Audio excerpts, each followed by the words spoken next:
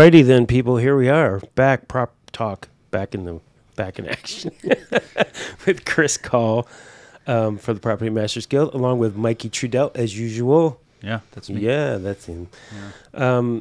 And again, it's been a little while, so I have to throw another big shout out to Paul Baker for that intro music. It still doesn't get old for me. I don't know, maybe it's getting old for people. Let us know, but we'll make him do another one.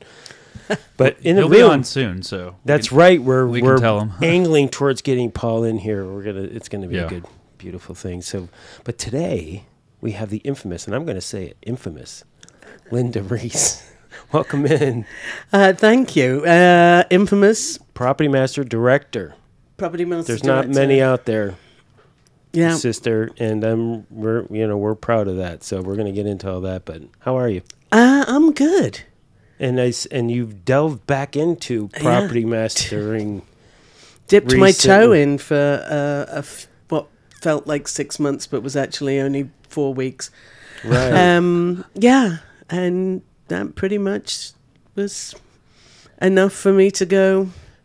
See ya. I mean, it was, yeah. So what was that like for you to, well, first of all, we're going to get into your long, beautiful career, but you started directing how long ago? I directed my first short in 18. Uh-huh. And that was on the Isle of Man, where I have my prop house. Right. And when I was living there, because I left LA like 2003 and took Molly, right, back to the Isle of Man so that we could have a normal college, high school experience. I'm sorry, where were you saying you're back to where? Isle of Man. Isle of Man, okay. Yeah. That's in the UK, right? Yeah. And so there was a budgeting film tax incentive thing going on there, and I set up the prop house. And I worked with a lot of local filmmakers to do teaching. Mm-hmm. And so we had a group called Man in Shorts, and I awesome. That's a way creative. production designed several shorts for this group with them, and let them use props from the staff, and trained up young people who are now having big careers in the UK, which is really cool. Yeah, fantastic. And I was back in the beginning of 18, and the people who ran that program, they also had a film festival as well, and each year with the film festival they would give a grant to make a short, and they said, "You've never applied to do one, why don't you do it?"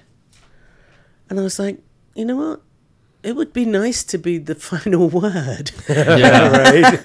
It'd be nice to be the person. Sure. And it would be also, part of it was to see whether or not all those times you stand at the cart muttering, I wouldn't do it this way. Right.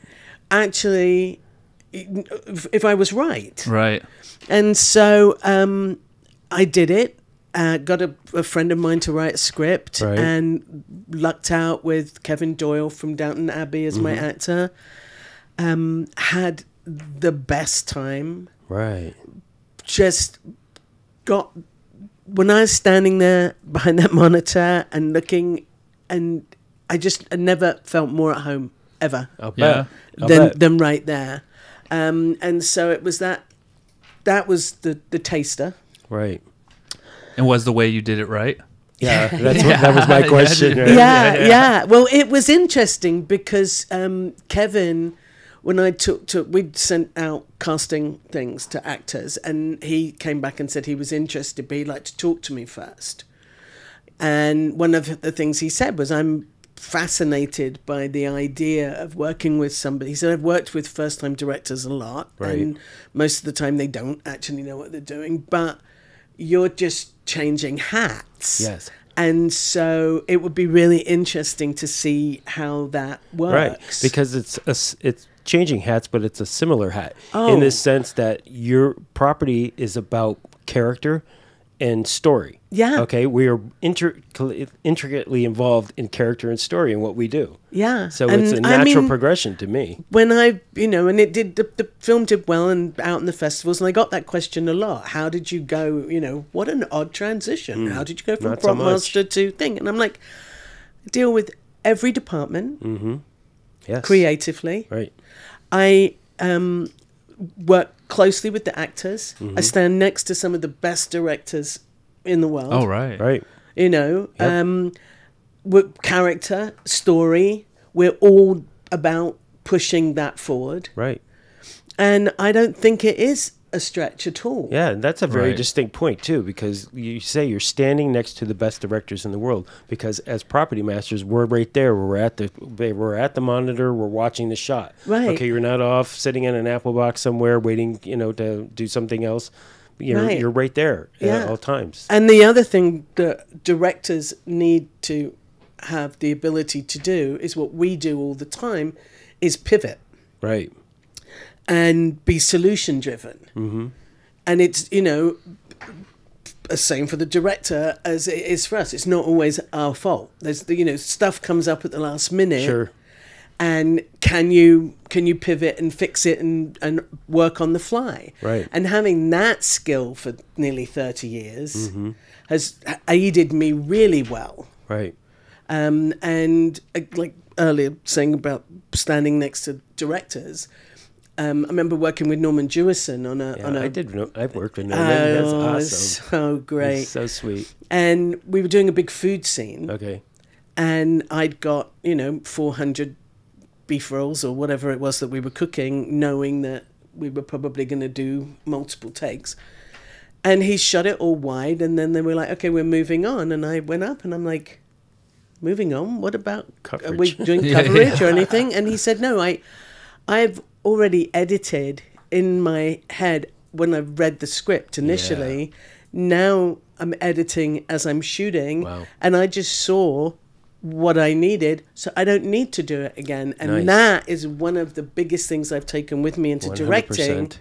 is I'm not going to shoot 40 times Right. just in case Yeah. Yep. something else happens. I saw what I needed. Yeah, one of the best quotes I've ever heard was from John Sayles, the great director who shot most of his films for under $5 million. Right. And he wrote a book called Thinking in Pictures. And he was asked, how is it that you can make all these films for under $5 million? And he said, because filmmaking isn't about knowing what you need, it's about knowing what you don't need. Yeah. And not shooting anything more than that. Yeah. Yeah. Exactly. Yeah. And I also find it fascinating too, because not only did you work side by side, you said, with the directors as a property master, but you were also watching the performances of actors. And how many times have we all been standing next to the monitor watching the scene happening and seeing bad take after bad take, bad performance after bad, and then you see them when they nail it, and you watch the director get that person to that place, or that person gets themselves there, or whatever. But you're all part Right. of that process. Yeah. So it's such a natural progression. Yeah. Really, when you And think about it. For me too, if asked what the best part of it is, of being on a set, for me, it's watching those words that we've been reading for, it used to be 8 weeks, Yeah. now it's 2,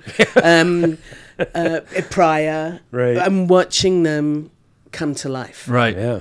I get goosebumps Yeah. every scene. Even if it's bad, I get goosebumps. Right.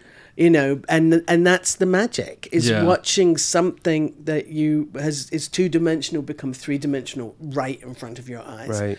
And I just And I freaking love agree. it. I think that's the most fascinating thing about the industry in general, is that somebody writes this thing on a page, and then, like you say, 8 weeks or 2 weeks later, you're actually shooting that thing, and all of the elements that it takes to put that together all come together because of all the craftspeople that make it happen. I Right. think it's fascinating.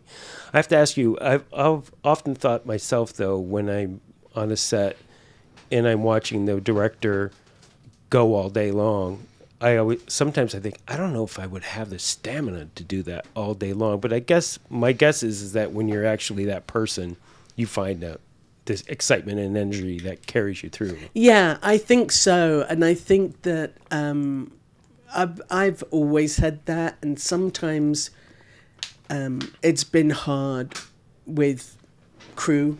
Right. There are some crew who kind of look at it more as a job, Yes. and lot. it is a job, and it's a good job. but there's that thing of, the excitement and the magic, and I'm just The like storytelling. right in it. Yeah. Yes. Right in it, and I want them to be right in it too. Right. And sometimes that's hard to get people to have as much excitement and joy about making stories 100. as I Yes, have. Exactly. I guess But I couldn't think that's agree what more. the director, as a director, I get to have that all day. Yeah, Right. and it's gotta know. help working. Like, I mean, even in props for this amount of time, you know what it takes and what you're asking for a lot of times behind the scene of a lot of these workers, which is, I mean, you don't see that much with directors. Right. You know what I mean? Yeah, well, I think that's the what from doing my first short actually made me a better director. Sure. I mean, made me a better prop master. Yeah, yeah. Because I realized that I could stop, as a prop master, my job was the most important thing to me. Yes. Right? It Yeah. should be. And so sometimes that earnestness comes across as like self-validating your job, like asking questions. Yes. And what I realized directing was talk to me about the MacGuffins that push the story forward. Right. I trust you, my prop master, to pick all the bits and pieces, other Yeah. stuff, and Right. have a couple right. of choices just in case it comes on the set and I go, do you have a different color coffee cup? It doesn't Right. really work, Yes, something. yes. But if it's a really, really important piece, then Right. yeah, let's have a conversation. But I don't need to have a conversation about a pencil. Right, or the And background. I realized that it made me a better prop master Sure. because I was able to really focus my question time, which is Right. always limited, Yes. to the essential pieces Yes. and not worry, know that I had 2 or 3 good choices and trust my years of doing it to know Right. that Yeah. more than likely most choices will be okay. Yeah. Correct. And unless you're 100 miles away from Anything. anything Yeah. Right. it's not sometime in the 20-minute lighting time you can figure it out if you're in Sure. town. Right. And again, the director has so much on their plate. Right, exactly. Okay, that they most of the time, unless you're David Fincher, you can't take it all in, every single element of everything. And again, they do end up trusting their property master. We've talked about this before with like Spielberg and other great directors, or Scorsese. They don't want to see every little thing because they've hired you. They trust that you're going to have the right Mike things Sexton there. used to say that about Clint. Yeah. All the time, just like I just make sure that you have the shit I need and it's the right shit. Right. Yeah, Show up, I don't need to have a big Right. conversation about Yeah, it. I've heard Yeah. the same thing about James Cameron too, Yeah. or Michael Bay. Yeah. It's like people say, "Oh, they're horrible people." It's like they're horrible because when they don't get what they want. Right. Okay, when it's wrong. Okay, but if you're doing your job right and you're getting them what they want, it's going to be a better time for Right, you. Not and that they don't go off. I think too, like we were talking earlier before we started about how important it is to elevate our craft. Yes. Well, I think one of the things about not having to go and ask a million questions about every last little pencil, paper, whatever, shows a confidence Yes. in what we do. Correct. Yes. And I think that's important to show that confidence, to Yes. come in and go, Absolutely. we're all here to make this story. Right. We're all here to do the best thing we can. Yep. Here's the essential things as far as I can see it. Right. If you want to talk about anything else, here's my number. Yeah. Call me And- anytime. Yeah. But and again, I beat this dog all the time, but I keep trying to impress upon property people that the closer you are to the camera, the closer you are to the action, the more respect you're going to get because you're collaborating. You're in there, you're understanding what's going on, you're Yeah. watching what's happening, and you're part of it. Right. Okay. And when they see that, it gives you so much more agency to do things. I mean, I remember on Winning Time, we were shooting a contract, and we shot it several times, and they were handling it, and then it got creased in the middle of it, and they were like, they were ready to roll. They rolled their thing. They said, we're done. I'm like, no, there's a crease. Can we just do another one? And they're like, really? And I'm like, yeah, please. Can we get a new one, a fresh one in there? And they let me do it. You know, Right. they were grateful for it. Yeah. Because they know you care enough that you're paying attention. Yeah, As opposed to it's sitting, harder and harder now, though, to be able to Yes. have the time to be there, to That's do that, the point. especially on television. Exactly. That the only reason I was there that day is because it was an insert day. There you go. Yeah. Everyone says Yeah. to me, "Why do you do inserts?" And I'm like, "That's because that's what people see." Exactly. You know, and I'm going to sit there and make sure that every last little bit is absolutely perfect. Or like if you're doing, I did some stuff for expats, 2 weeks of additional stuff, and half of the work that they gave us to do was inserts from the whole series. Wow. And That's a lot. just going through every, you know, and I'm like, I just don't need a frame. I need the whole scene Sure. so that I can see what's, you know, How you got there. what's what, Yeah. and all of that stuff. But they were sort of like, why aren't you putting an assistant on that? And why aren't you up with Nicole? And I'm like, I don't need to reset a laundry basket Right. 5 times, but Yeah. I do need to make sure that this looks good. Right. Yeah. Because this is matching things that I didn't shoot. Yeah. And it'll be what people see. Yeah. Yes. And that kind of, you know, that stuff's important. Absolutely. I agree. And so, what was it like for your property master on your shorts? That's a good question. No, you know what? I sort of had, all of my shorts had like that loose, non-union, no money, Guerrilla style a little bit. Yeah. 2 people, art department, Right. whatever. Exactly. I'm sure. On the first one, there was a young woman who I had met through the Man in Shorts group, who I just loved and thought she was fantastic. And she just jumped right in, and she worked with a guy called Richard Fryer, who runs my prop house for me in the Okay. UK, who's our age. But he's a complete crazy movie file guy. Nice. And so the 2 of them, I'd sort of sketched out on a napkin what I wanted sets to look like and different things. And I came back and they'd done it all in SketchUp and made me models and all sorts of things. I was kind of blown away. And the day before we were shooting, they were dressing the set. And I had to go scout with the DP who'd just arrived. And all day I kept thinking, I'm going to have to come back and I'm going to have to dress that set. I know it. I know I'm going to have to come back and dress that set. And then I had dinner with the actor in the evening. And I thought, I'm going to just be a wreck tomorrow. This is awful. And I walked into this set. And it was fucking perfect. Nice. To the extent where it was supposed to, the character, supposed to be, it deals with suicide and aging. And so we played it that his wife had died several years ago and his cat's now getting to the point he takes his cat to be put down. So his house wanted to have, like, it had been lovely and well taken care of, but since his wife had died, everything had kind of become a little bit shabby. They went around the stage with sticks and collected cobwebs from the corners of the stage and dressed them down the wall Nice. in the set. Beautiful. And so I walked in and I was like, okay, I'm just going to move this cup to here. Anyway, good job. Everything's perfect now. I've moved this cup. But it was that, again, really right out the gate, I learned what I kind of already knew, is that if you give people their reign to go, Right.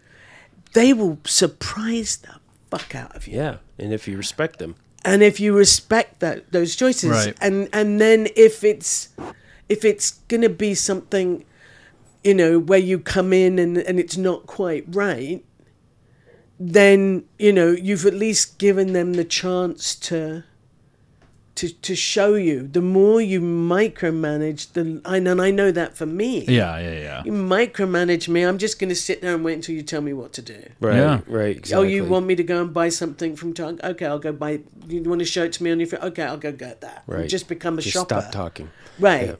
You know, and so it was those people were great. And it's been a privilege for me to mentor young women coming up.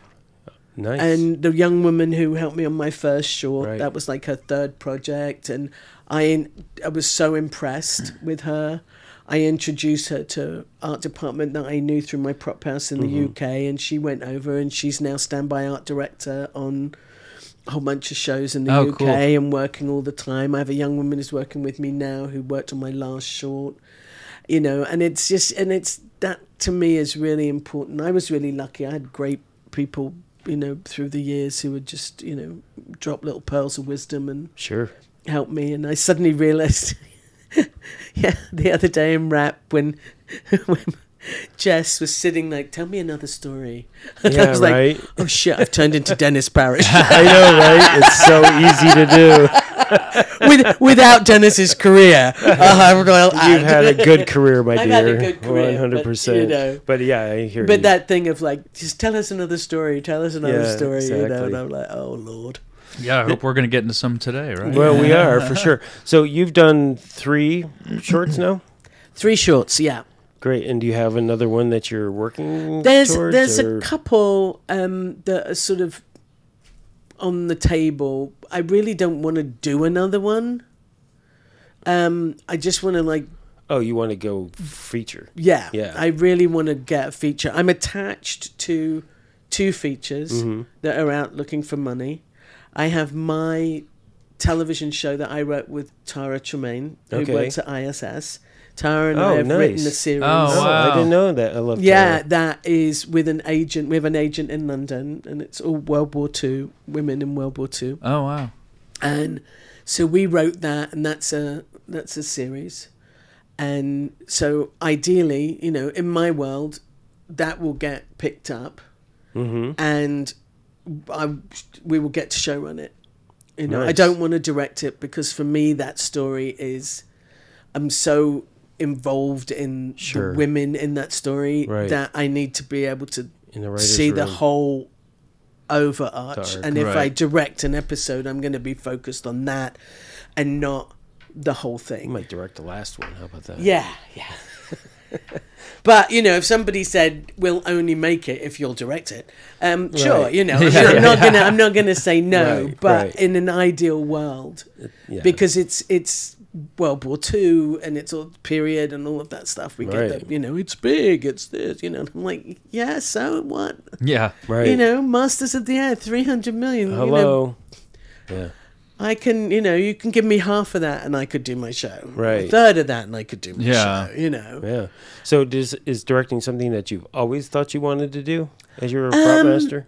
No, I think it just sort of like started to.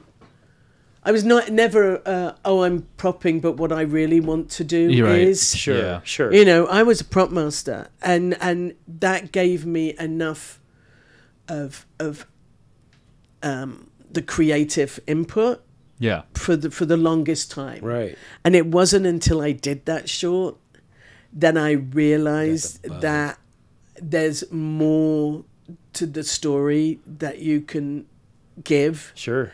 And I, you know, the other thing is I'm, you know, at that retirement age, you know, and my knees know it, Right. but my brain doesn't. Yes. And I just still want to keep telling stories. Yeah. I just don't want to ever not do this. I Right. don't ever want to not be in this business. I Yeah. absolutely love it.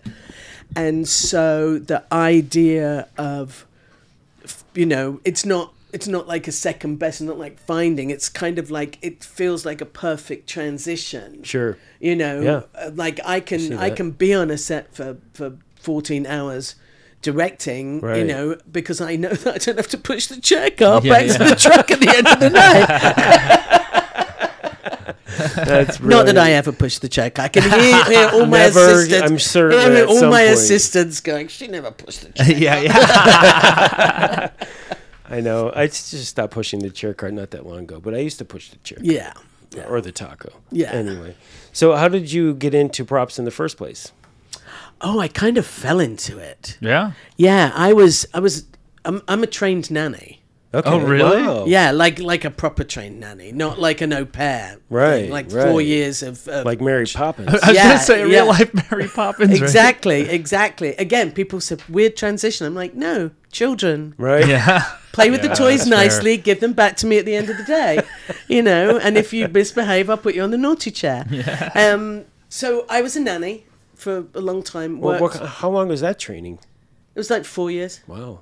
Okay. And then I did that in England, and I came here. I was in New York first, and then I came to LA.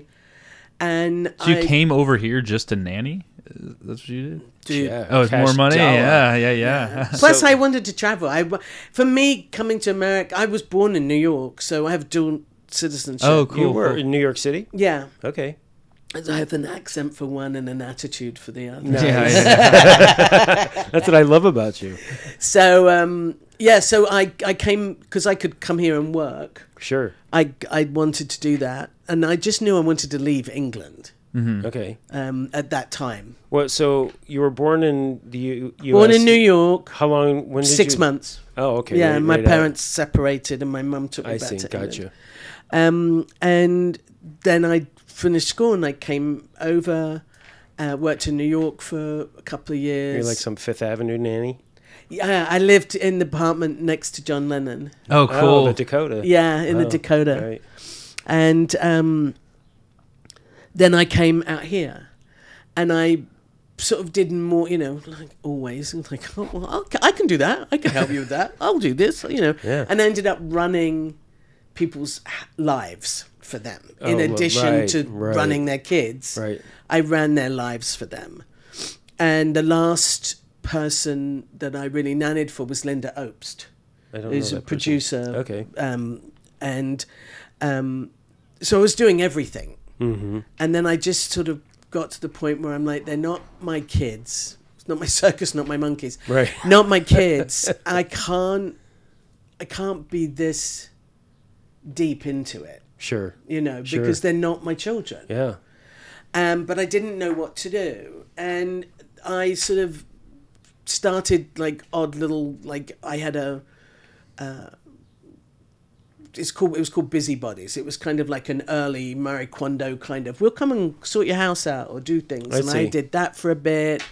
And then I sort of freelance nannied, and I worked for a family, and all fell apart because the guy checked himself into rehab, and they basically fired everybody in the house Wow. who had anything to do with picking up his prescription medicine, which was me. So We're not going there. no, we're not going there. And so I was supposed to be going to Hungary with them. They were film people. I was supposed to be going to Hungary for 6 months. I closed up my apartment, everything, and then suddenly it all just went. How old were you at this time? I was like 26. Okay. Young. 26, 27. And I was talking, went to have dinner with friends and sob and drink. And a friend of mine was in production, and he said, look, you're so organized, and you know all these places in town and everything. You'd be really good, to work in production. You should, go and see if you can get a job. And I'm like, if I'm going to finally, after 10 years of living in LA, Right. or 8 years of living in LA, get into the film business, I'm not going to frickin' do that. I want to do something. Yeah. I want to do something with a glue gun and some duct tape. Right. Dude, Okay. That is legal. And we had another friend who was a prop master Okay. who has passed now. But I went over to his house, the bottle of wine, and he said, you just tell me everything you've ever done. Ever. Like work, travel, Sure.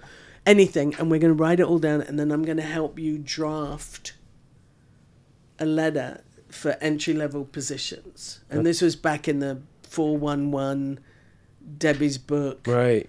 Get the, type your thing, stick it put a stamp on. Yeah, you know, yeah. that- Snail mail. It's fucking that bullshit.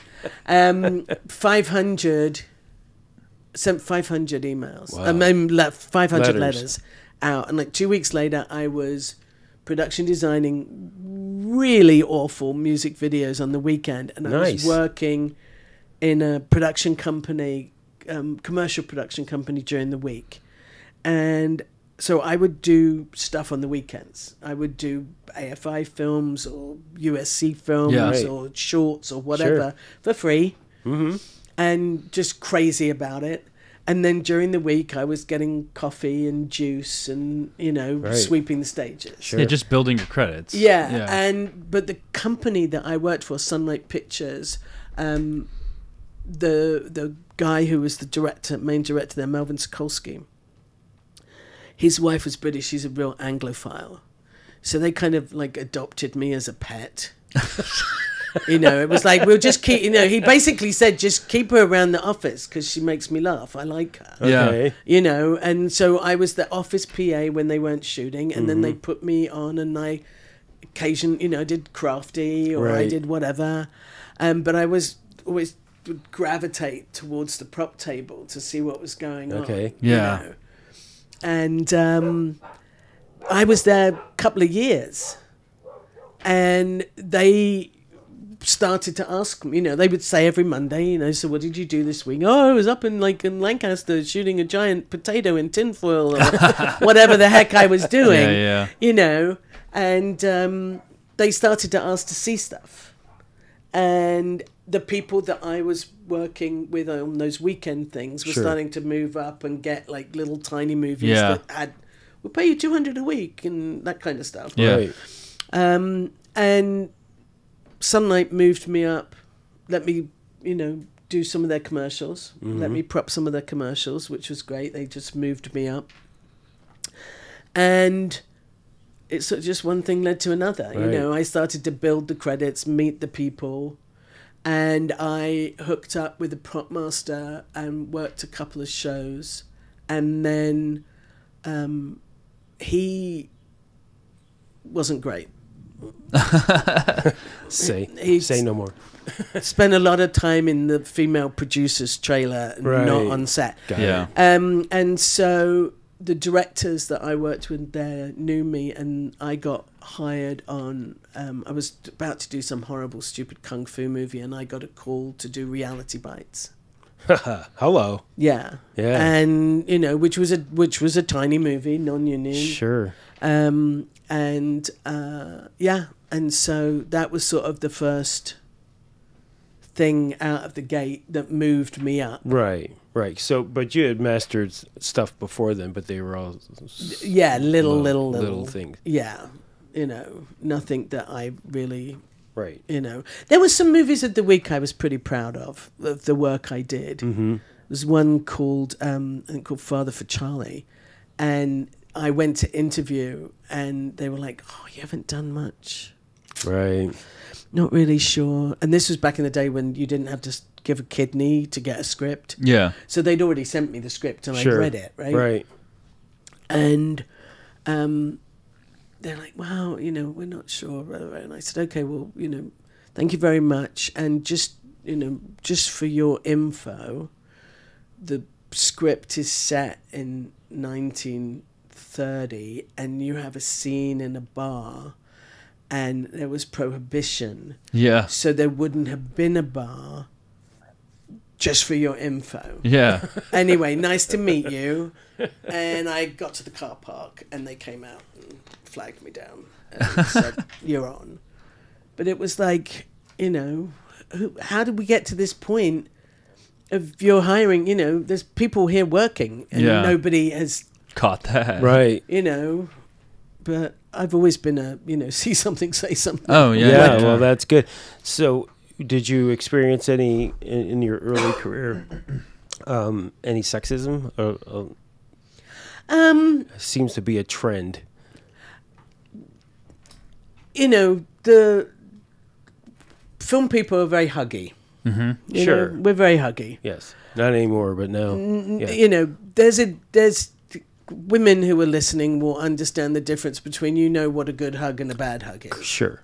Yeah. Of course. Right? And so there would be occasionally, those kind of hugs that were Lingering. not there was a brush here or a hand Right. too low there Yeah. or Right. something.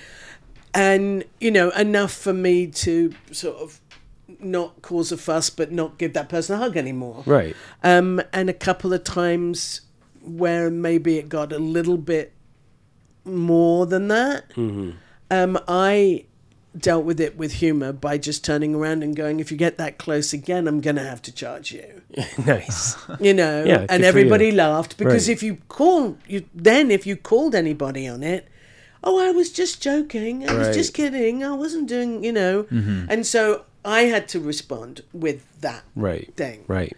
But as far as the work goes, I didn't experience it so much on set as I did subtly from other prop masters Sure.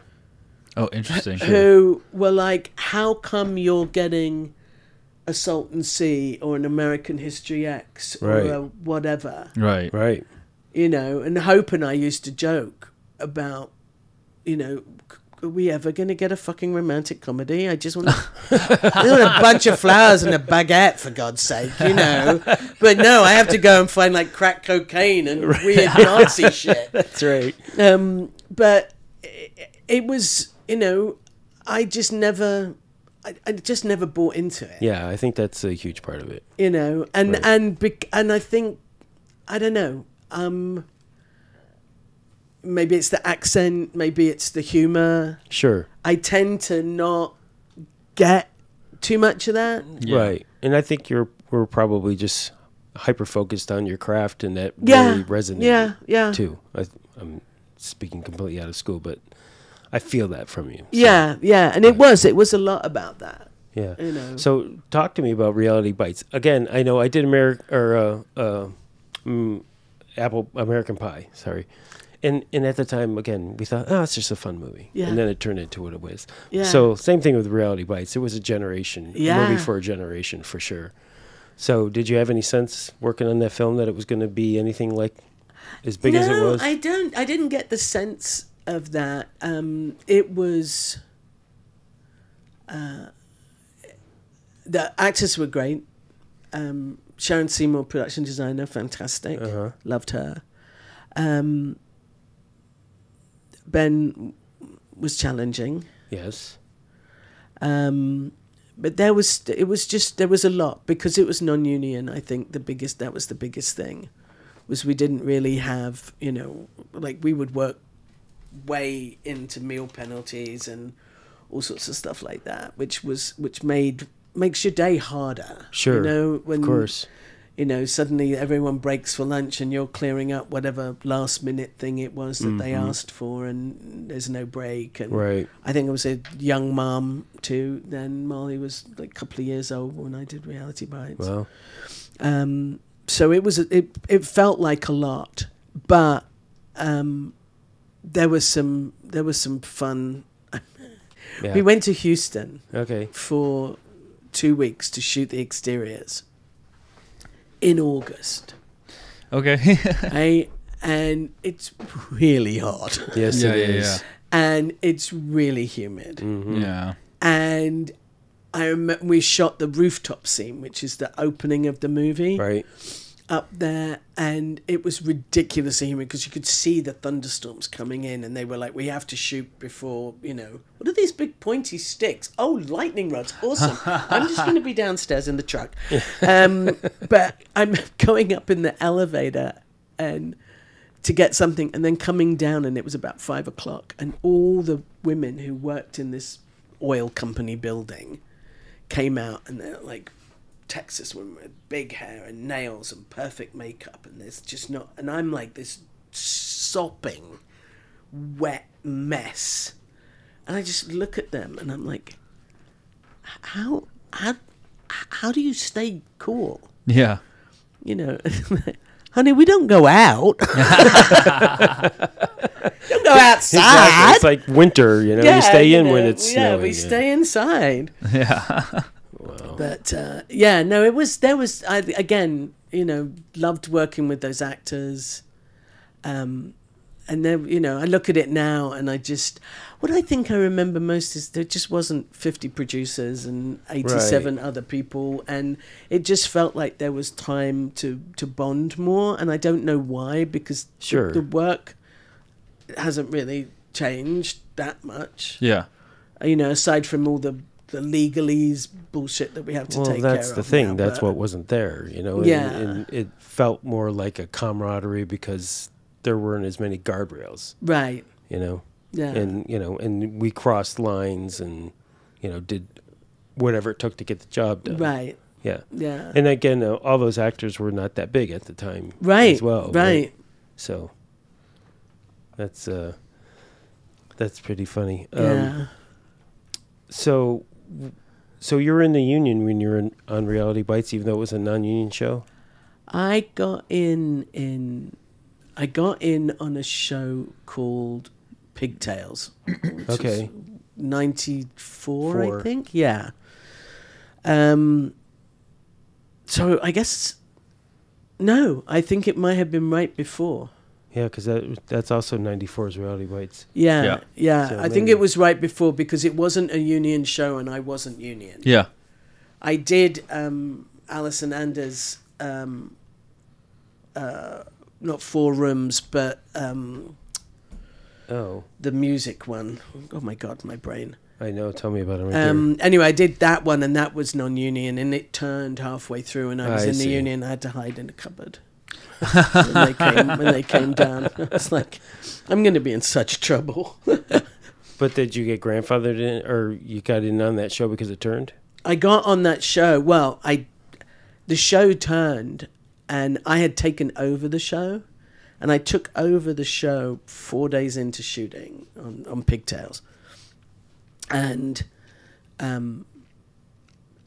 I prepped in town because they hadn't told the master that they were letting the master go on the Friday, and I was going to drive. It was up in Big Bear.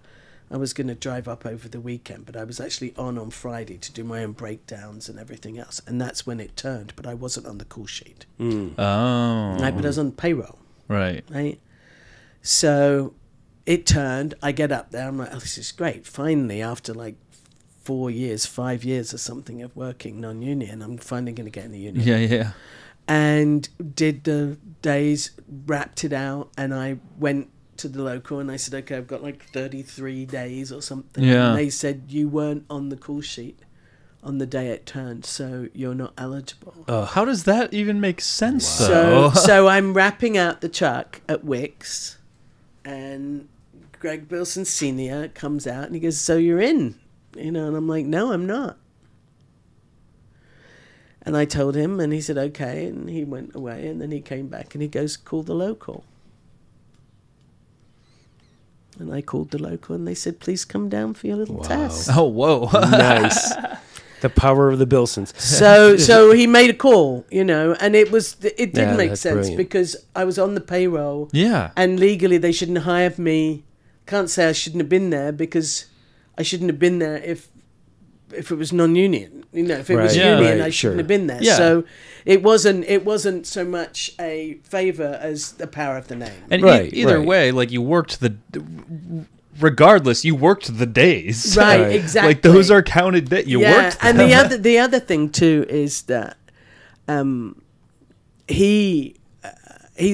Senior was very instrumental for me as a mentor. Oh, that's nice. When I got my first little show, I went to Ham Prop Room when Alan was still there. Okay. And I walked in and I said, and he said, so little girlie, what are you here for? You here to pick up for your bios or whatever?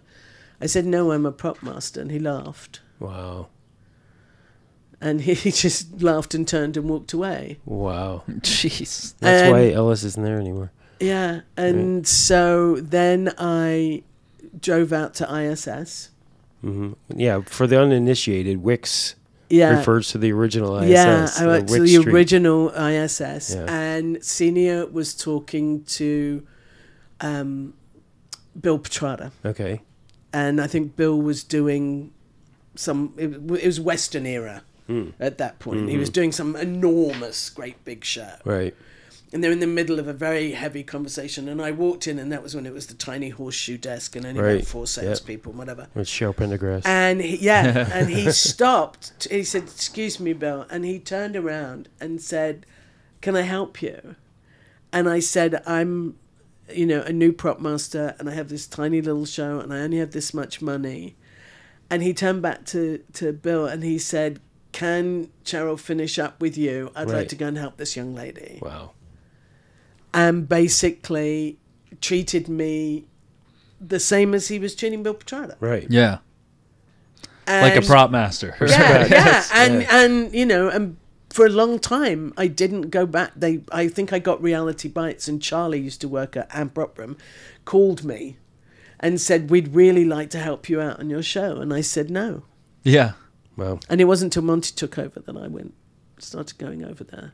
But I was like, you guys laughed. Yeah. You know what? Hell knows no theory like a woman scorned. Yeah. Right. You know. Well, no, I had a similar experience when I first was in town there, and it subsequently got better, but Yeah. it was a very, very dismissive Yeah. feeling that It's just this weird thing of like, who are you if you're Right. not doing a huge studio picture? Right. And this was the era of indie, Right. and they hadn't, they weren't buying into it at that point. Interesting. Yeah. Well. Well, it's also like, when you're starting out these days, like everybody hates going to like the Warner Brothers or Universal docs because like if you don't know the process, the way they treat you, like when you're first set dressing, like it's the most intimidating thing in the freaking world. Absolutely. Oh, yeah. It's so intimidating. And then like if you don't put your like the furniture even on like the dolly the right way, they jump right down your throat, and you're like, oh my god. The minute they know you, I mean, you could do no wrong. Oh yeah, Right? yeah. You could just throw it in the back of your car and be fine. I got my first official union show was a television show out of Warner's Yeah. when Dominic was still there, Okay. and his desk used to be on. I don't know if you ever remember this. His desk was on a riser. No, I don't. That's Right? Right. So the chairs in front of the desk were down here, and so you had to sort of look up at him. Is that's strategically like that Oh, too? absolutely. Yeah, like Danny DeVito in Taxi. Yeah. And they called me in, and he just looked at me and went, "You're in the big leagues now, Wow. so don't fuck it up." No pressure. It was like some crappy little Warner Brothers television. Yeah, right, exactly. Like, dude, I don't know. I think you're dead now, but hardly the big leagues. Okay, got cancelled halfway through the season.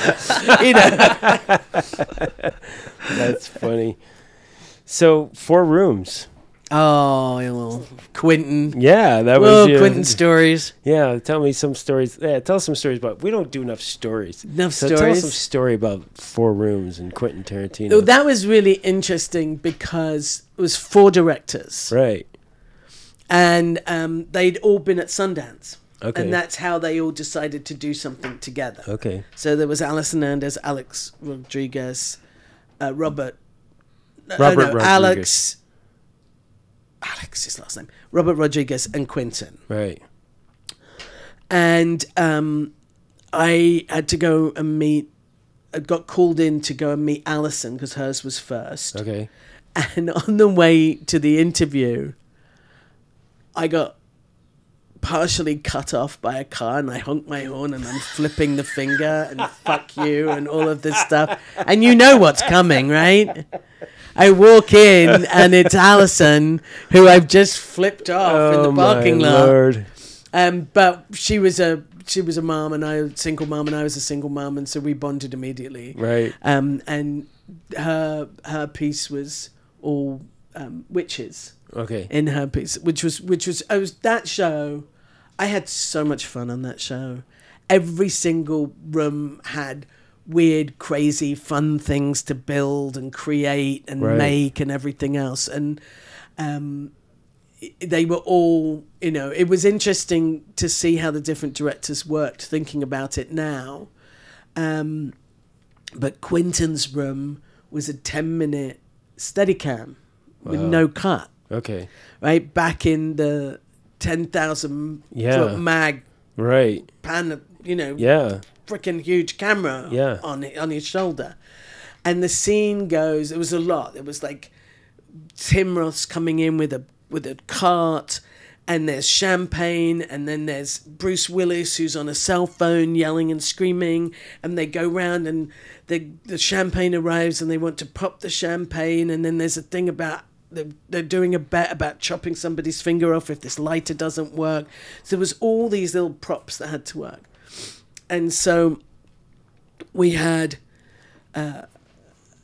we're going through, we do it once, and in the first take Bruce takes this old, and it's one of those big old flip phone things Right. of the early Yep. 90s. Motorola. Yeah, and he's supposed to be the Quentin's character's agent, and he's yelling and screaming, and he throws the phone, Yike.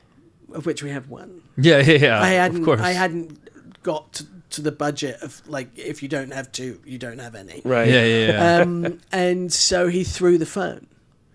So I was working with Andrew King at the time. So I'm like, okay, I got to fix the phone because we haven't got another one. So you like reset all the other stuff. And we had plenty of time because the operator had to go and like outside and sit outside for 5 minutes to like. Sure. To You know, like, yeah, and get a massage or Right, something. exactly. So I'm gluing this phone, right? Super gluing this phone.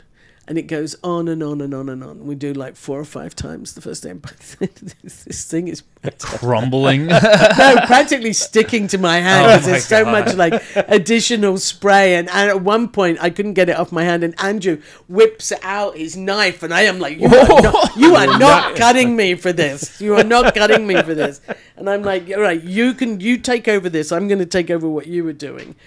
And the lighter's supposed to not work, and then work. Ugh. Right? So we had a very dull flint in there, Yeah. And we're doing stuff, and I'm trying to, we'd got a whole series of flints that we'd got to just sort of the right point. Sure. And that one died, and we had to redo it, and the EPK were there, and Quentin's there, and everybody's looking over my shoulder while I'm trying to, like, the redo worst. this thing, and he's like, huge multi-million-dollar movie held up by props once Jesus. again. Of course. In front of the EPK, and I just look at him, and I'm like, fuck off, Quentin. And he goes, prop master tells Quentin Tarantino, Oscar winner, to fuck off on national television. Bite me. Brilliant. But it was, that was one of those things where it was, again, like everybody jumps in, and Right. it was that indie period was Yes. kind of glorious in Yeah. hindsight. Sure. In In a lot of ways. yeah. Was that shot here or in Texas? Oh no, it was all here. Okay. Yeah, it was all here. Down on stages off Hayden, like the other side of Culver Studios. Okay. Nice. And then you did Grace of My Heart. That's the one you're thinking about, right? Yeah. Before that was like With Alison. Yeah. Yeah. Which again was, I loved every minute of that. I get on very well with her. Mhm. And it was just, I love period. Right. Fucking love period. I know, it's so much fun. It's so much fun. And my mum worked in the music industry in Okay. New York and nice. in Tin Pan Alley. And so she was a big resource for me Sure. of what stuff looked Yeah, like. because there was and no eBay then. no, and that was the thing. It was like trying, you go out and scour all the Yes. antique malls. Yep. And then, if you found, part of the reason why you never had two. Right, exactly. yeah, You're yeah, lucky yeah. to get one. was like lucky you get one. That's right. But it was, that was also where I kind of honed my skill of how can I take something new if I do need multiples, I see. and MacGyver it into being the thing that looks like it came from 1950. Yeah. Well, what's an example of that? On that movie, I can't think of one. Right. The bikes from Stranger Things Oh, sure. is the big one.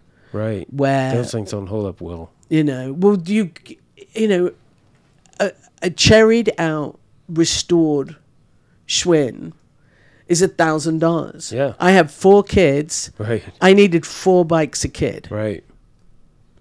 Yeah. Right? They all had to work. Sure. They all had to match. Right. And I had some battles with the decorator and the designer about this kind of stuff. And I'm like, look, I'm going to take these things. I can buy one cherried one. Mm-hmm.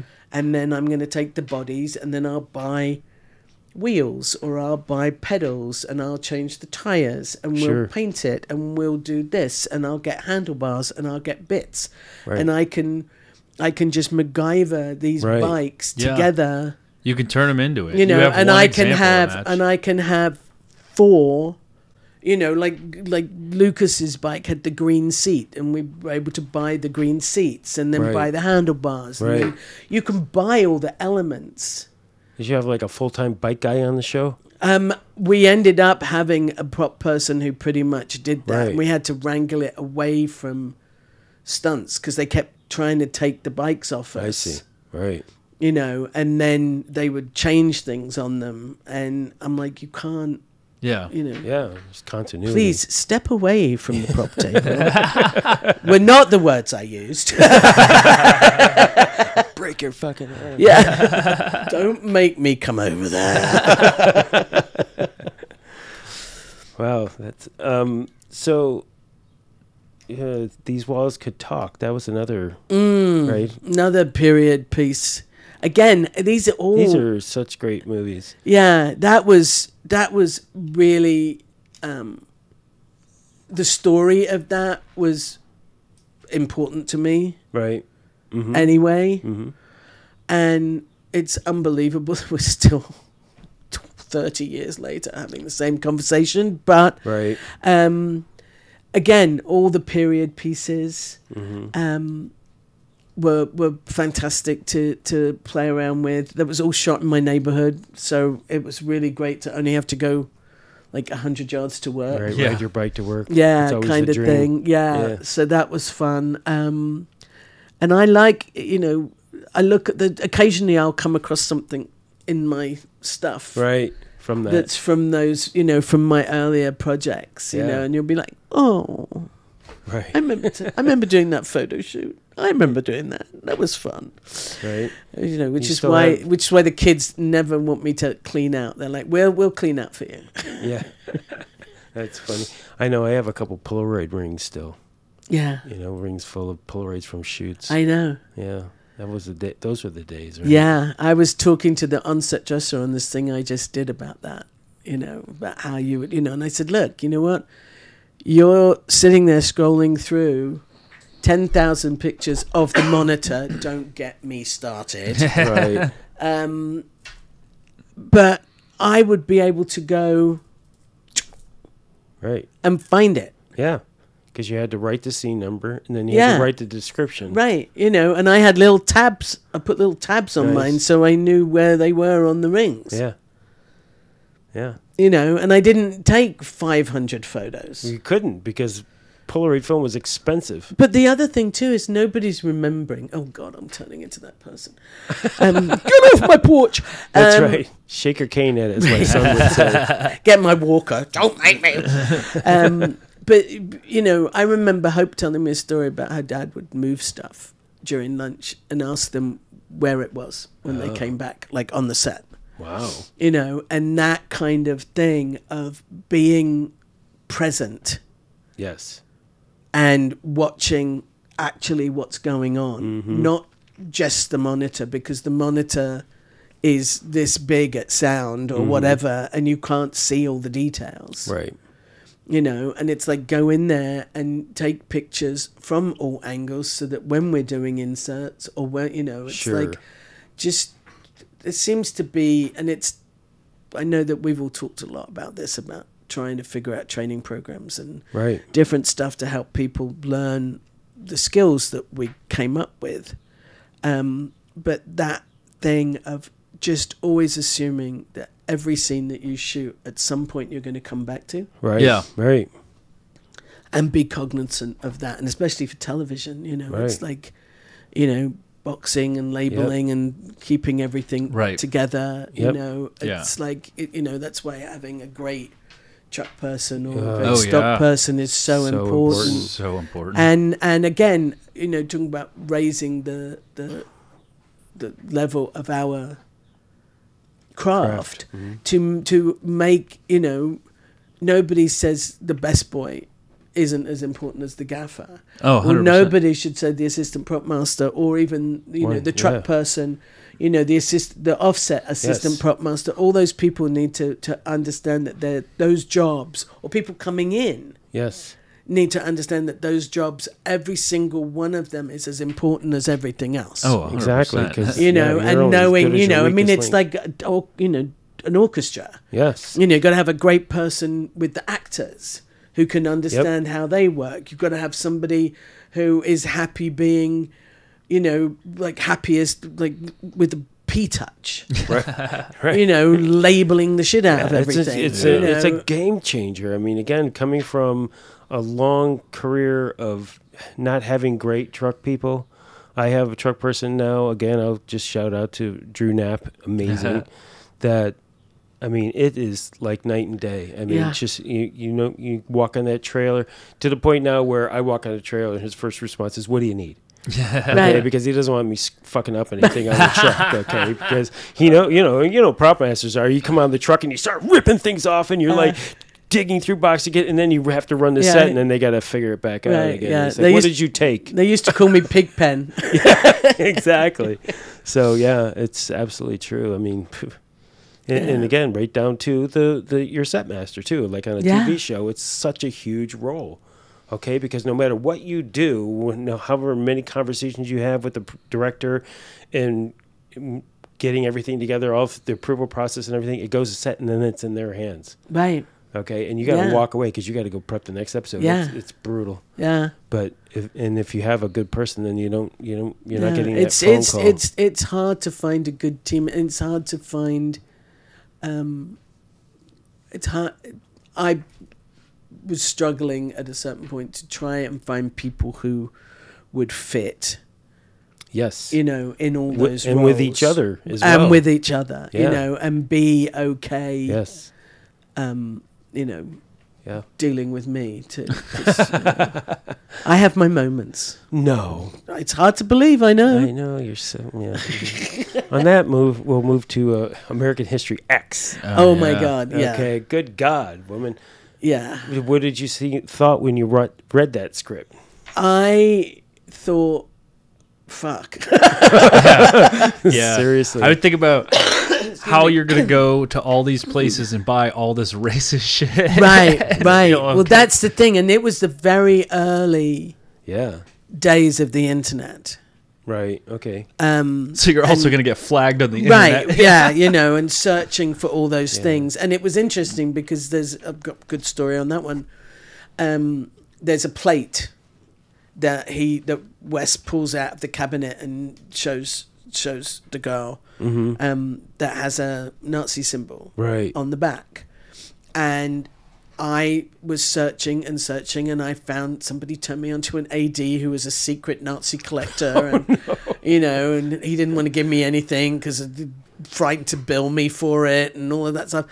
But I could only find small plates, and Sam wanted this. I mean, they wanted this platter, Right. right? And no, that's American Beauty. I'm jumping right okay. out of the Nazi plate thing. You got me on the Nazis. I'll finish the story because it's a good story. You're like the Nazi go-to, probably. I know. aren't you?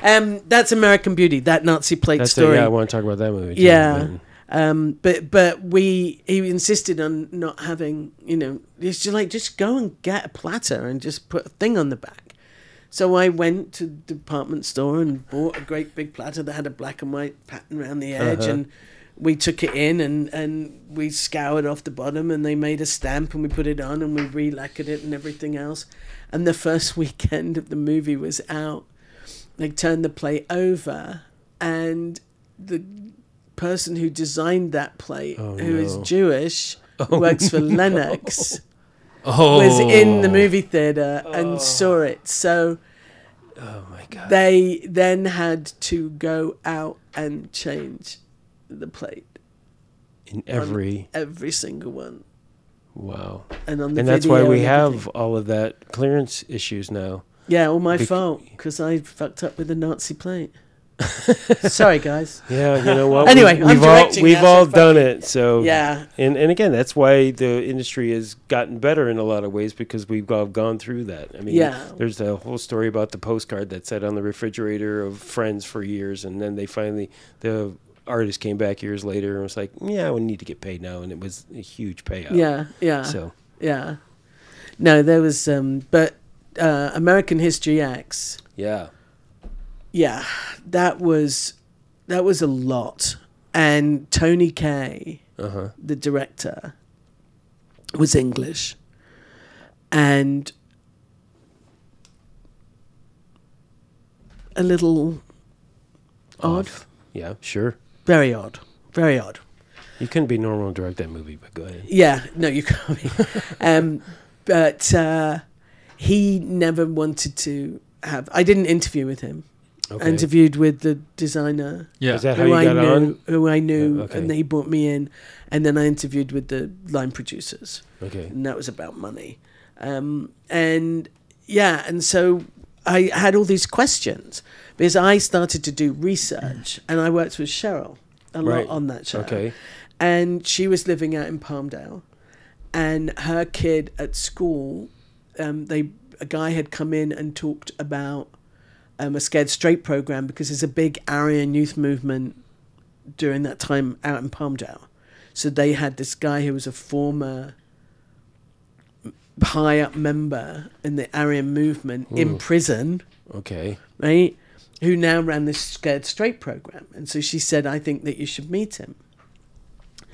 And so I met him, brilliant guy, gave me so much info. And he said, look, I have all these ex-cons who are all former Aryan Nation Yeah. guys, or other ex, other people who've been released who are working with us in various, other Scared Straight programs. Sure.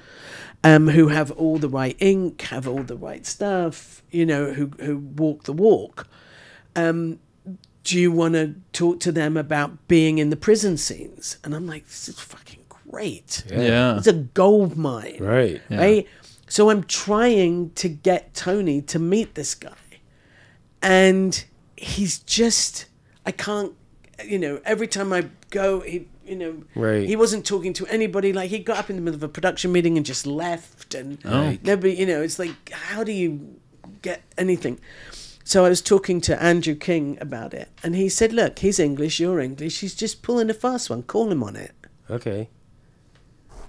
And so I was like, all right, okay, I'm going to do it. And he's walking towards me down the hallway. And I said, Tony, I need to talk to you. And he walked right by me. And I turned around and I'm like, oi, I'm fucking talking to you.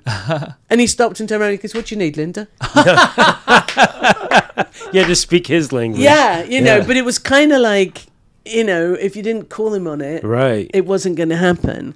And so we got all those guys Oh, really? on the show. Right, I bet. Which was awesome because those prison scenes look so real because of it. Right. But I remember we shot at that prison way out on the 5. Up in, it's like a big old prison. Oh, there. the pitches. Yeah. Up by Castaic Lake. Yeah, Pitches yeah. Detention Center. Yeah. Yeah, so we shot up there and there was a section that was closed and we were in that section. It's behind the jail, right? Yeah, I've shot there before too. They have all, and so all the guys were there, and I was, cleaning up after something, and they called lunch, and I went to go and get my lunch, and the room was the outside area was all thing, and there was like one seat at the table with like 45 guys.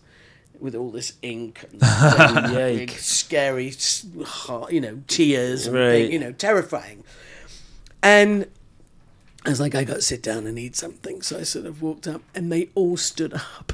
Wow. When I went to sit down, they were like, "You can sit here, ma'am," and they kind of moved up and made a space, and they all stood up until I sat down, and then they all sat down, and I was like, "I love you guys, it's so nice."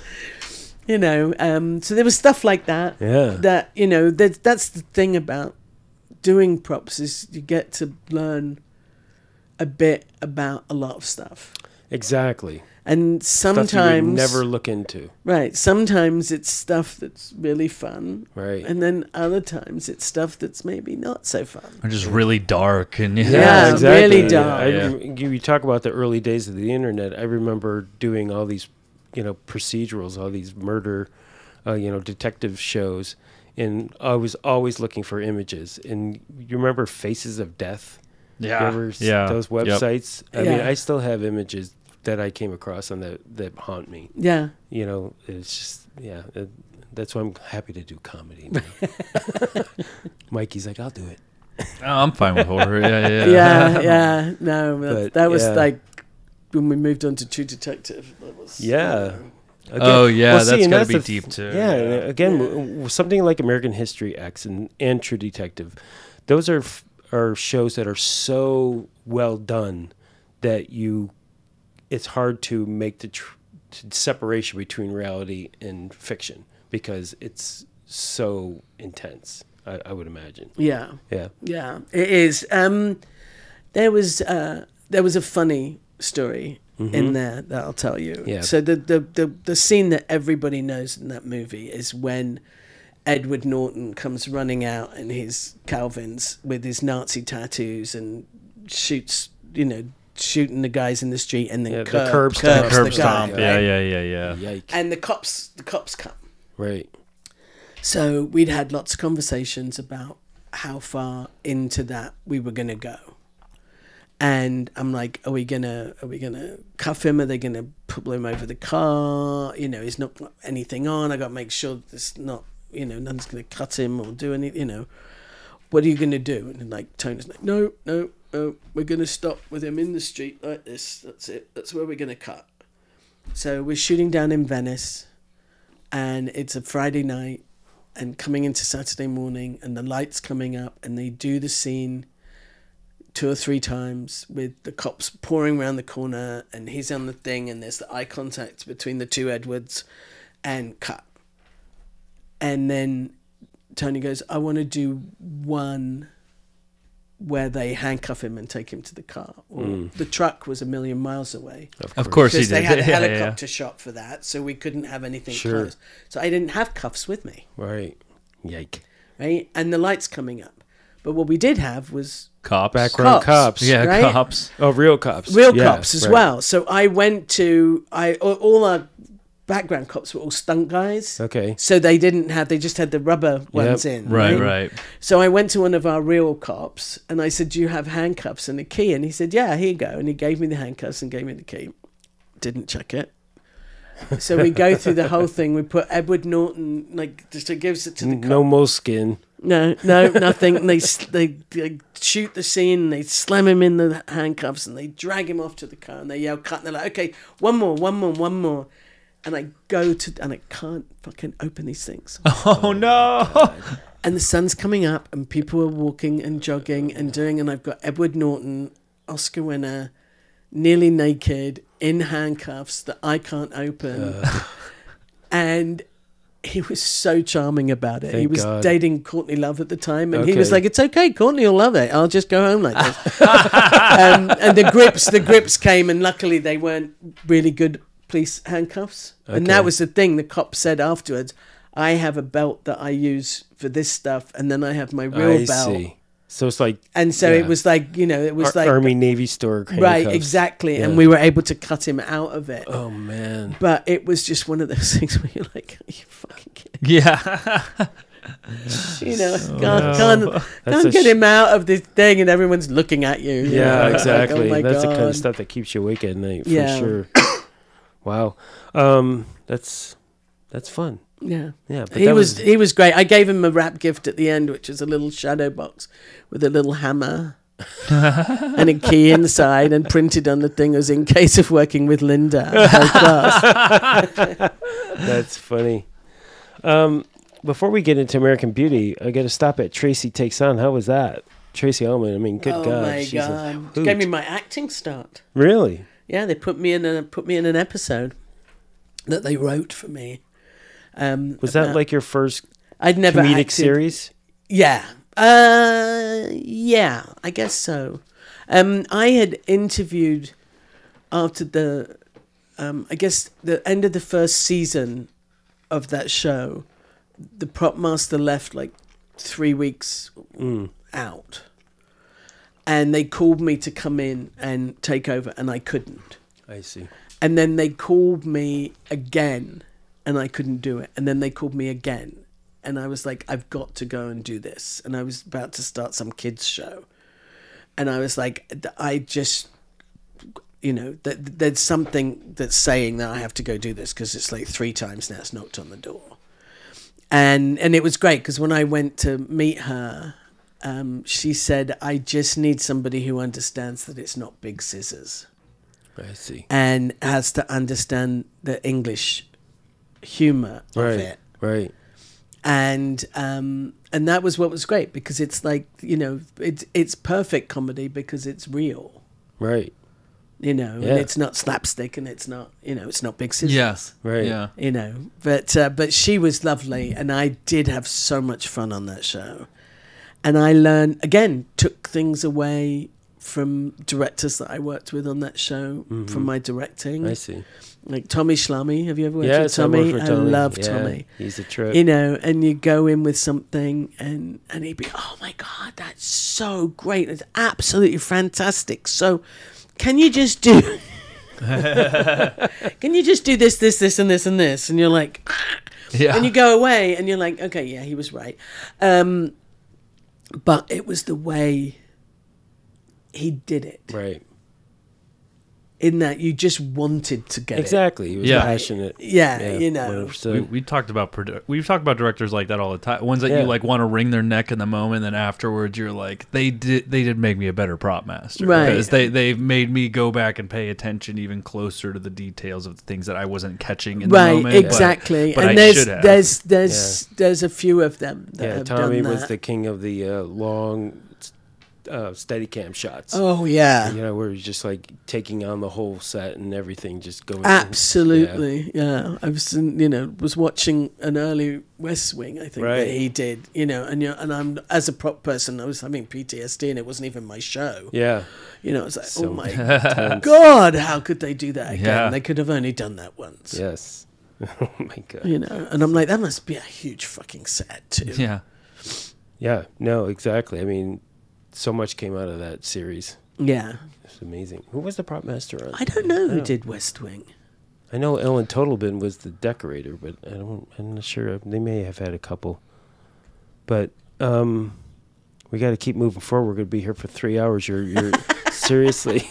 Yeah, no. Your resume. We do got to talk about one thing in American Beauty for sure. Yes, and that is exactly. you provided what is the most beautiful thing that was ever shot, which was the plastic bag, right?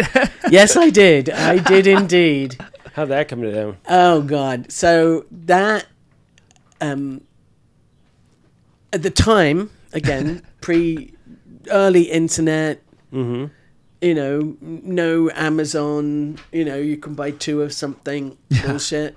The only way, Sam was insistent that it was a plain white bag, Okay. Yeah. with no writing on it, no Right. printing at all. And I found them, but I had to buy 1,000. Sure. and that was going to cost me like $100. Well, I had, I think, $21,000 to do that show. Wow. Really? Yeah, Wow. and I spent nearly $10,000 on roses, Right. Yeah. which also was in the winter. I did raise my hand during the production meeting and go, roses don't grow in the northern hemisphere during the winter when we're shooting, just so you all know. Yeah.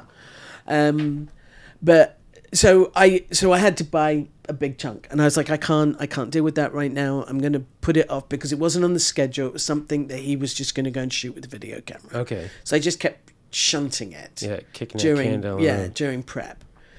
And Angela Whiting was with me on that, and we went shopping one day. Back in the day when you went shopping, actually physically went exactly. shopping. Got in the car and drove away. Yeah. And we went to a million. We were down in Santee Alley. We were down in all sorts of obscure places. Like, where can I buy cheap watches? Where can I buy this? Where can I get, how can I prop this show for $4? Right. And my car was absolutely full. And we came back to my house. And we pulled everything out of the car and we dumped all the bags on the table. And sitting on top of the table was a bag. I couldn't tell you where it came from. Wow. But it was plain white. And I was like, the prop gods just gave me the bag. Yeah. And that was it.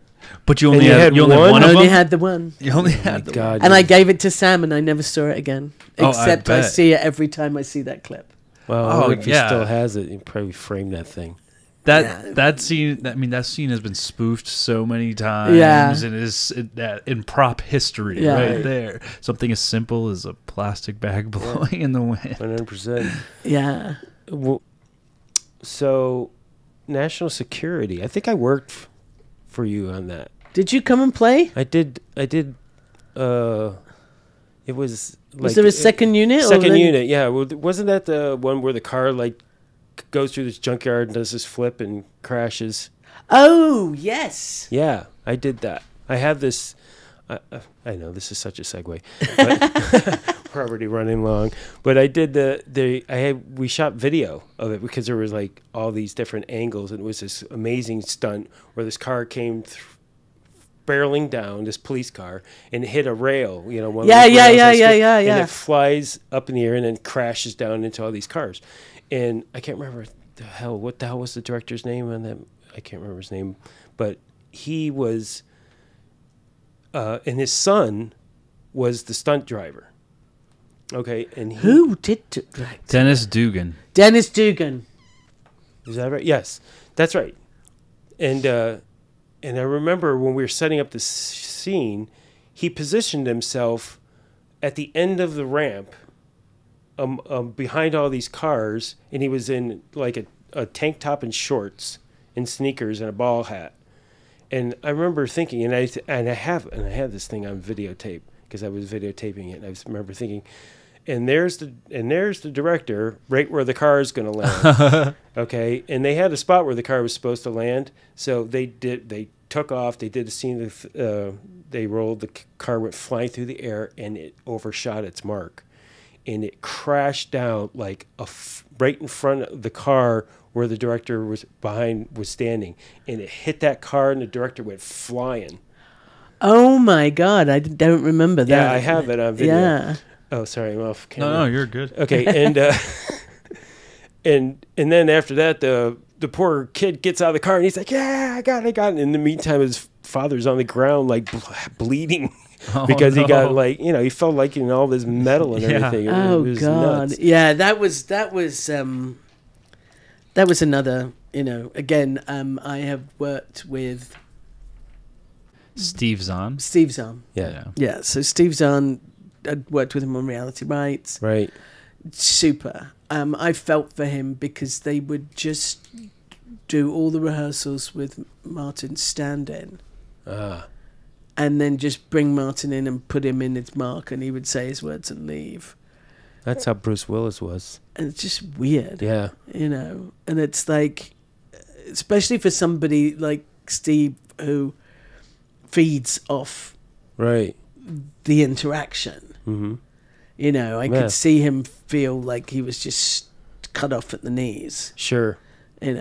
So Yeah. it wasn't It wasn't high drama though either. no. So It was not it's not up in the top 10 of my favorite projects. yeah. Well, I mean, I'm gonna just swing by SWAT. That must have been an intense Yeah, that was background. That was. intensive Were you show. there on that first? No. I had that first day. Our first day of shooting was the big shootout at the bank. And I got that job. They talked to Mike Papek. Okay. And the producers were pushing for Mike to do the whole show. And the production designer who had worked with before and the director were both like, look, it's not just guns. Right. You know, there's other stuff here that we want to have, you know. And so they brought me in, you know, and I said, look, I deliberately do not have an FFL. Right. Because I don't want to be doing 2 jobs at the same time. Sure. I will happily hire Mike Papek to be my armourer on this show. Yeah. And if he's okay with that, then I'll be good with it. And the first day, I had a crew of 12. Mike had a crew of 12. Wow. It was huge. Yeah. It was absolutely insane. I was just like, it was red letter day at 44, you know? Right, exactly. Clear all these the books. people, yeah. Wow. But there was one piece where I was, again, at the monitor watching, and I could see it was back when we would do the magnetics. Yes. And I could see one of the magnetics had moved. And so I'm trying on the radio, but it was so crazy and busy, and my English and American brain kept switching over, and I kept saying the junction or the intersection or the crossroads or whatever. But whatever it was I was saying was not, no, nobody knew where I was talking about, you know. Finally, somebody patted me on the back and was like, no one's going to see it, don't worry. Well, that's funny that you say that, because then in that scene in National Security where that cop car flew through the air and crashed, the freaking magnetic on the roof flew off. Yeah.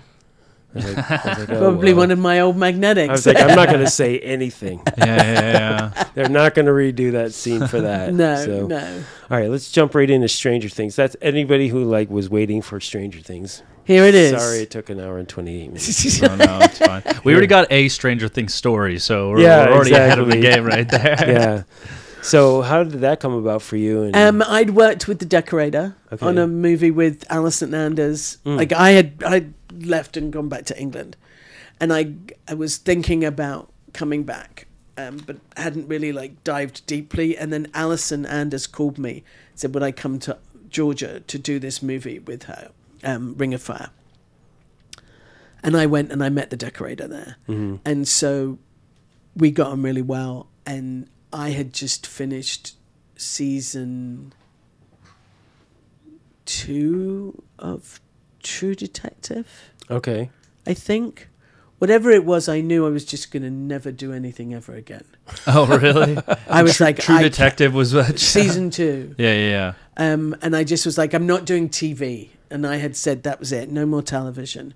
And she called me and she said, I want you to look at this stuff. I've been telling them about you. And I'm like, I'm not doing TV. And she said, just please let them send you the stuff to look at. And they, and I can't find it anywhere, otherwise I would share it. But they had a sizzle rip reel that laid out the show. And their Bible was in a book. And it was all digital, but it looked like an old book. And I read the thing and I was like, are you fucking kidding me? Right. You liked it too much? Oh my God. Yeah. I'm like, I want to do this so bad. Right. It's going to be so much fun. Yeah. And I was like, okay, that'd be fine. You know, it's like, I'll be there and it'll be okay. And that's how I jumped in. And season 1 was delicious. Season 1 was lovely because we just didn't know what we had. Yeah, of course. You know, people were like, what are you doing? I'm doing an 80s kids show. Exactly. You know. Right. Little horror. And it was fun. It was just like the kids. I'm talking about videos. I was going through something the other day and I came across videos of me teaching Lucas to ride the bike. Nice. Yeah. You know, because he'd never ridden a bike before. Wow. Oh. You know, these are all New York theatre kids, most of them. Right. So they've been, you know, just at theatre from 4 years old or whatever. And, so teaching them to ride the bikes, getting all the old stuff. The Duffers were, really into everything. Everybody was just, so excited. It was really fun. Yeah. The first season, you know. And then Winona. And Winona. you know, who you know, back after that much time. Yeah. I think I'd done a drunk history with her in between. Oh, really? Too, Okay. Yeah. But that was interesting too, because she was really uncertain about it. She hadn't sort of really got on board with the fact that, you know, movie people were doing television. I see. Interesting. And it was really good for them to do Right. TV, Yeah. you know. But it was, I think I loved David Harbour, Yeah. Yeah. who Seems like a really stand-up guy. oh my God, he made my life so much more sane. But all of it was, you know, I had a great crew, a local crew there who were really good. Were you Was able to that- bring anybody, or it was really? And was that your first time shooting in Georgia? Second time. Okay. Second time. So did you have any recurring people that? Yeah, so the girl I had hired who came through Joe Connolly, Okay. who'd worked with Joe on Vampire Diaries. Ah. When I did the Alison Anders project, she came with me, and then I brought her back on, and she's got a 44 car now, but she is one of the best prop assistants Oh, I've ever amazing, had. amazing. Absolutely, I took her with me to Massachusetts to do a show, and you know, I absolutely love her. She's, you know, also, I said to her at one point, I'm going to take out shares in Blue Tape. Because she just labeled the crap out of everything. with Right. Blue Tape. It was just like, you know, I loved it. Yeah. Going back and trying to find things. Yep. Yeah. There Boom, it is. right there. Yeah, yeah. Love You know, that. absolutely super. So that was, you know, shooting there was fine. Again, it was early days for Georgia. It was before Marvel really kind of showed up. Sure. When we went back for season 2, it was a lot different. Yeah. So season 1 was everything you wanted it to be. Like Season you 1 didn't was- regret it at all. No, It was, no. yeah. And season 2 was really hard. What made it so hard? I think that season 1, there was a lot of trust in people's knowledge. Yeah. Season 2, not so much. Was that like coming from a network level? No. No. Interesting. Coming from the chairs. Huh. It was. I think that because the show had exploded, Right. there was a feeling of, you know, Anticipation. we know more than we actually think we know. Oh, interesting. So there was that to deal with, and there were things like I always prop, regardless of the fact that it was a show set in the 80s about a monster, you know, in an upside down world. I always base everything, start in reality, Oh, yeah. start with what's real, and then go out. And for me, the biggest thing about that season 2 was the tunnel drawings, because the tunnel drawings had to match tunnels which hadn't been built.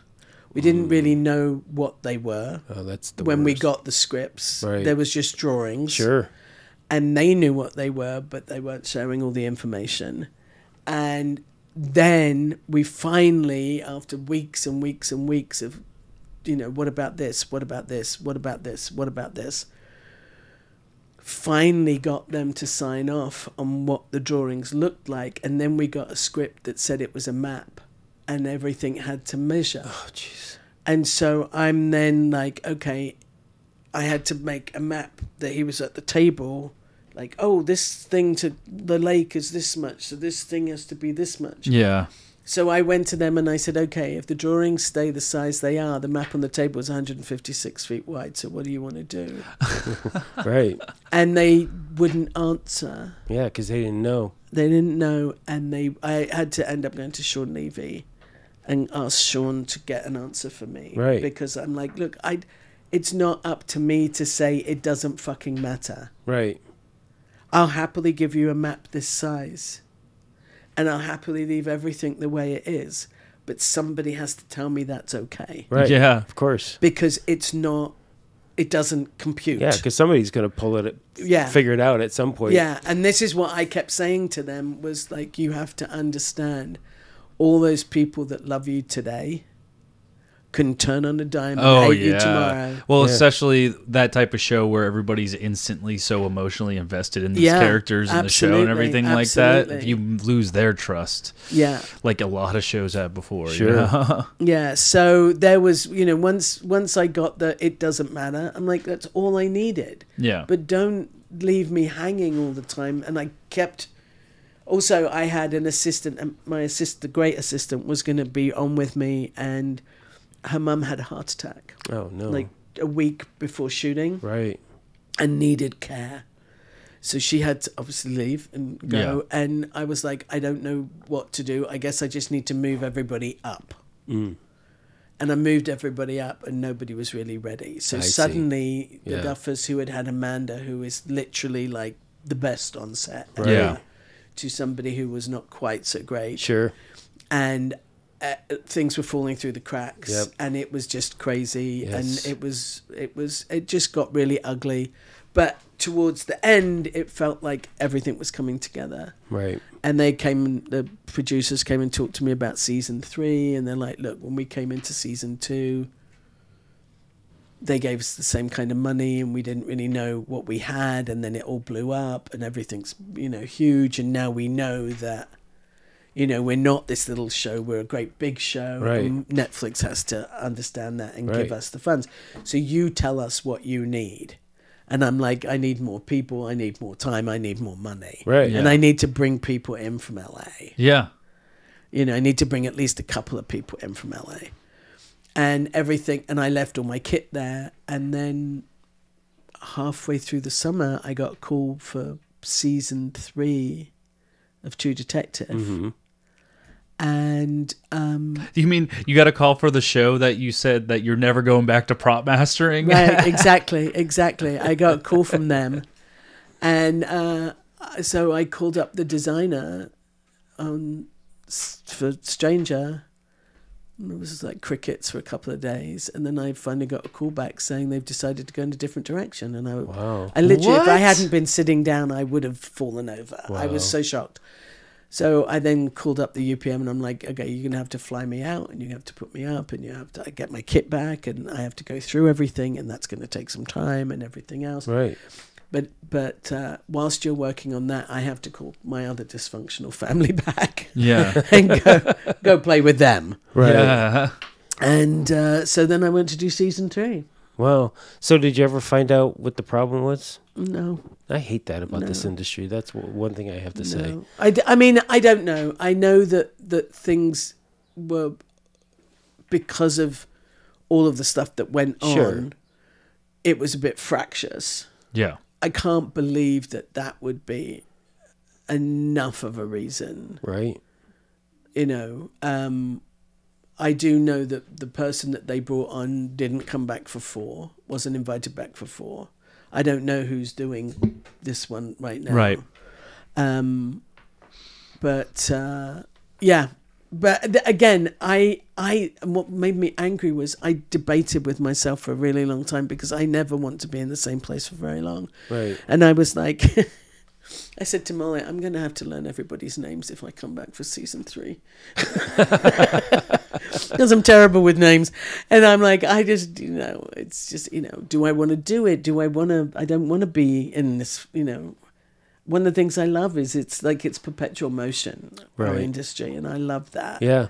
And I'm like, I don't know if I want to come back. And I talked myself into it. And then they said no. And I was kind of like, Son of a. you bastards. Yeah, set me up. Yeah, set me up. But then, so, I mean, again, I don't know.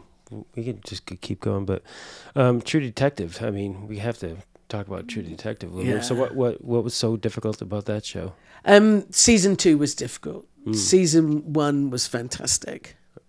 Absolutely brilliant. Matthew was amazing. Yeah. Carrie, there was a lot of pushing, and I was coming back after not having done it for a really long time. And so there was a questioning from me a lot of times about whether or not, when they would say, well, you can do that, right? I'd be Right. like, oh, well, I guess I have to, because, maybe that's how it is now. But I got pushed in ways that were really good for me. Mm-hmm. I did some of my best work, I think, I'll on bet. that show. Yeah. And you know, and it was I really loved season 1. Season 2, and we were away.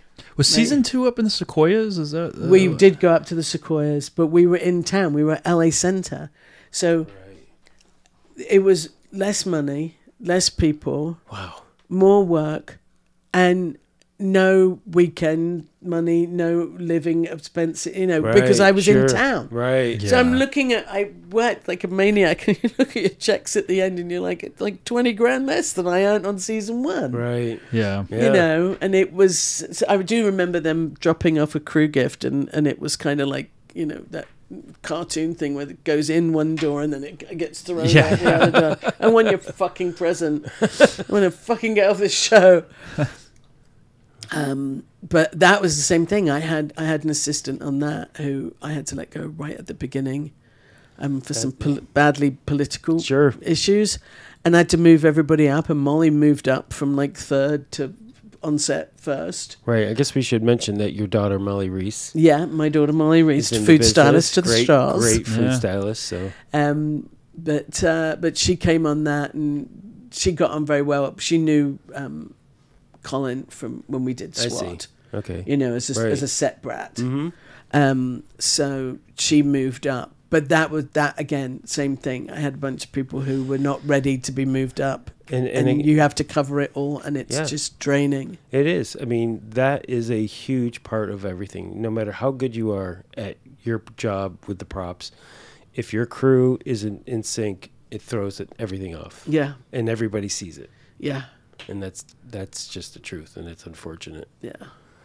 I also have to mention before we leave your work on Winning Time. Yeah, season 1. I know, right? Because I remember when I came on that show, you know, everybody was talked about, you know, the previous season, how hard it was for everybody, and then they mentioned that you were directing basically all of the photo shoots. Yeah, And I was like, I guess there's a lot of photos in this. And then I started doing it and realized how many photos there Yeah. really were on that show. well, it's funny because Pete called me and said, look, you know, it's just, there's just too much for everybody, and this book, it was Jerry's photo Yes. album of all the girls. Yes, I had to do more. Yeah, and so they were like, we just need, you know, you do this well, would you come in and do it? And Yeah. I'm like, I will come in and do it, because basically it is directing. Yeah. You know, it's just the image is Sure. still not moving. And Pete was like, yeah, it's going to be about 2 weeks. 6 months. Yeah, I 6 was months. 6 months on and off. Because on it was that. more than just the Yeah. photo album. You did Yeah, I photo did shoots did for everything. photo shoots because we for did everything. a lot of magazines and Yeah. newspaper photos and all of that. Yeah. Yeah. So there was period stuff. There was what do they call it? Cinematograph. There was a moving one Mm-hmm. that I actually did get to direct, like 10 seconds of television. Nice. Perfect. Scott Stevens standing behind me, and I said, I need a director. And he said, well, you're a director. And I'm like, okay, action. Very nice. Yeah, so, but that was, I did discover that I have a talent for boudoir, Okay. you know, doing boudoir shoots. Yeah. It was interesting working with the girls because, you know, trying to explain what, you know, fun sex was like in the 80s as opposed to, you know, Right. tortured heroin sex in Exactly. the And- new millennium, you yeah. know. I'm like, basically, we ruined it for you guys. So this is how it used to be. Right. And yeah, we had the same issues when we were doing the additional Right. photo. Stop pouting. Yeah, well, yeah, and actually, none of those thrusting your hip out and stuff. Right. You know, these girls were just like in his bedroom. Yeah. You know, and he whipped out his Polaroid, and was taking pictures of you. Yeah. And you're just sitting there, okay? You know, it's a whole different vibe. Yeah. Yeah. Yeah. No. So it was fun. It was like I had my own art department, had a decorator Right. assigned to me, and we'd go. You know, I'm like, okay, so I need to make this corner of the 5th floor at LA Center look like this. And Yeah. do that, and a bedroom here, and you know. Right. And so yeah, it was. I had a blast doing it. Yeah. I just have to say that I was really impressed. First of all, I was impressed with the work that Jared did. Okay, because that was a big show. Yeah. Okay, and there was a lot of shit, and he bought so much stuff that I inherited that made my job on season 2 a lot easier. But secondly, I have to put, kudos out to Pete Feldman too for learning from season 1 all the things that didn't work and changing and making all these changes that made season 2 so seamless. Right. I mean, what I heard about how season 1 was and how season 2 was for us, it was like we had such a good time on that show, and everything worked like a well-oiled machine. But a lot of it had to do with the fact that, they made a lot of changes. Yeah. Mainly by having 6 stages at Warner Brothers and doing everything in house instead of like running all over the city. Yeah, exactly, did, so, exactly. yeah. That was the thing. I think that I think happens to them a bit is that concept of, well, we'll just try it, right? And if it works, great. And then everybody's bleeding. Yeah. Like, okay, well, next season we'll fix it. Yeah. So, I think it's about, I know that on season 1 of True Detective, it took me, Pete and I call it May Day, because it took me till May to break. Walking into his trailer sobbing, like, I can't do this. I just can't do it anymore. And then it was like, well, what do you need? And realizing that, oh, fuck, you're supposed to ask for shit. Yeah. That's where I was going wrong. That's right. You were flogging yourself instead. Yeah. Oh, fantastic. Well, I mean, again, Linda, we could talk and talk and talk. Oh, my God. I knew we were going to be able to just go on. Wow, and on, nearly shut up, Linda. I know. No, there's just too much. We're going to have you on again to go deeper. I mean, we always like to try to go long so we could go deep, but there's just too much to talk about with you. So, Mikey, did you have anything else that I missed or that I kind of like? I guess I could ask the final. It's like, so what's going to be your last project that you do as a prom master? No, I just did it, and that's okay. Yeah. Right? That's okay. I will happily mentor, people, and I'm going to be involved with the PMG. Totally. Wow, and love do to stuff, but I don't need to. Doesn't mean I'm going to stop making movies. I'm just not going to prop anymore because just physically. Sure. Yeah. Forget the mental. For me, this last 2 weeks or something, a lot of it was just the physical exhaustion. Yeah. It's like my knee's fucked and my back's fucked, and all the shit that we have from being on our feet for all these years. It's like they don't deserve that. Yeah. And then they need somebody who, to run up and down the stairs and do all the things. And, I have the excitement. I just don't have the physical capability to pull it off like I would like to. Sure. No, yeah. And the set people, my assistants and everybody will step up and they do it. Right. Don't worry, but I'm like, no, I'm a benign dictator, but I'm happy to push a car to, but it's like, I don't want to feel that old. Yes, I know. I'm with you, sister. I'd rather just be mentally like, oh, she knows so much, and sitting in the chair and directing and doing whatever. John Huston from his trailer. Yes, exactly. Just shoot up or shoot down. Yeah. In the middle is boring. Yeah. Your resume has enough to have a bow on it, and it's pretty perfect. And to have you to at least be able to call up to be able to mentor with any questions is already fantastic. So. Yeah. We'd love to have you in the PMG because 100%. And even I mean, we're about to. I'm about to close out with like awards to mention the award stuff too. You came to the ADG Awards with us, and we had a blast. It was so much fun. I'm really looking forward to our awards. Exactly. I'm going to be with you. Yeah. Sure. Well, that's what we were talking about. I think the fun table. We had the fun table at the ADG Awards, and we're like, okay, well, the Prop Master Guild, the entire place is the fun table. Oh, it's going to be a blast. It's going to be a blast. Yeah. Yeah. For sure. So, with that being said, with the award show, we have the award show coming up. That's going to be on September 14th. Remember this time. Make sure you get your tickets right now. They should be available at pmgawards.com or MacGuffinAwards.com. So go over there, get them. Nominations. I'm trying to think of when this is going to come out. Nominations might be open. That's right. Nominations were or might have been August 5th. Yeah. August 5th. They should, by the time this comes out, they should be open right now. They should come out right in the middle of voting for nominations. Yeah.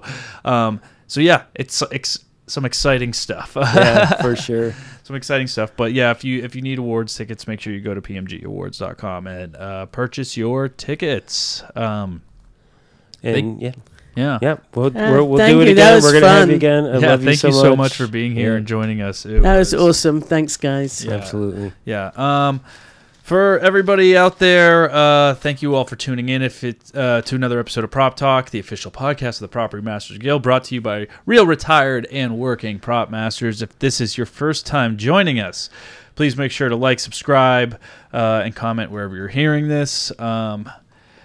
If you'd like more information about the Property Masters Guild or have any questions for us here at Prop Talk, make sure you go to propertymastersguild.org. You can send a message there. You can also email the info at propertymastersguild.org if you have any questions for us here at the show.